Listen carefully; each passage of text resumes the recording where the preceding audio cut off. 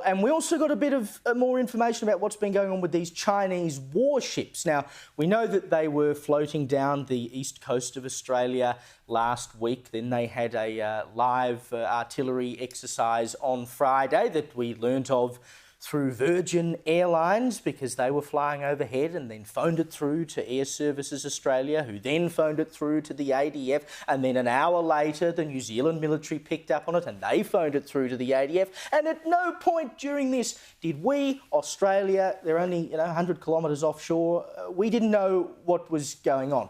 So we heard from Air Services Australia at Senate estimates the other day. Well, yesterday the ADF rocked up. Admiral David Johnston corroborated this version of events, that the way we learnt about it was by a Virgin pilot flying overhead, hearing a message from the Chinese ships and sending it back. Take a look.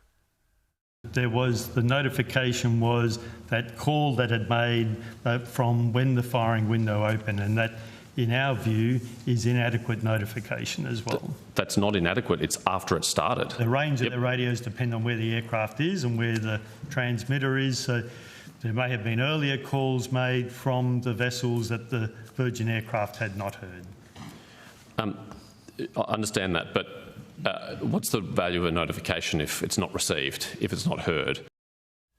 And here's Penny Wong essentially suggesting, yes, there was notice. No, there wasn't, because we relied on a Virgin pilot to realise it. But, it could have been done a bit better. So we were provided advance notice? Both statements are correct.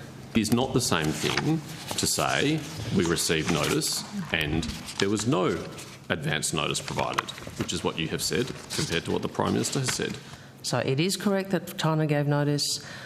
We have issues with the timeframe around that and the channel, and we have expressed that to them. How did they give notice if we only learned of the exercises after they had commenced? It's a very good question, Senator Patterson. Look, put it this way. If I decide I'm going to come round to your place for dinner and I tell you 5 minutes after I walk through the front door that I've come to your place for dinner, would you consider that notice? No, I think most of us would think notice would be to call up and say, hey, are you free for dinner tonight? Not, apparently, when the Chinese do things. As a reminder, this is what the Prime Minister said last Friday.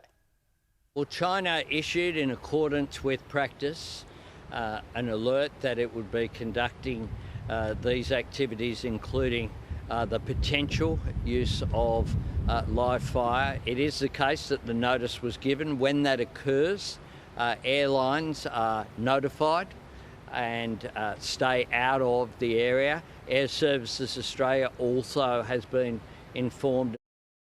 I mean, it's a blatant lie. They didn't give notice that they would be doing it. They were already doing it. We got notice, quote unquote, afterwards. They were simply telling us what they were doing. And yet Wong and the Defence Minister, Richard Marles, today were still running interference for the Prime Minister. No, he got it right. So it is correct that China gave notice. We have issues with the timeframe around that and the channel, and we have expressed that to them. The Prime Minister made clear that there was a notification from the Chinese, but in the same breath made clear that that notification was inadequate. I mean, please, inadequate. It came after the fact, Mr. Marles.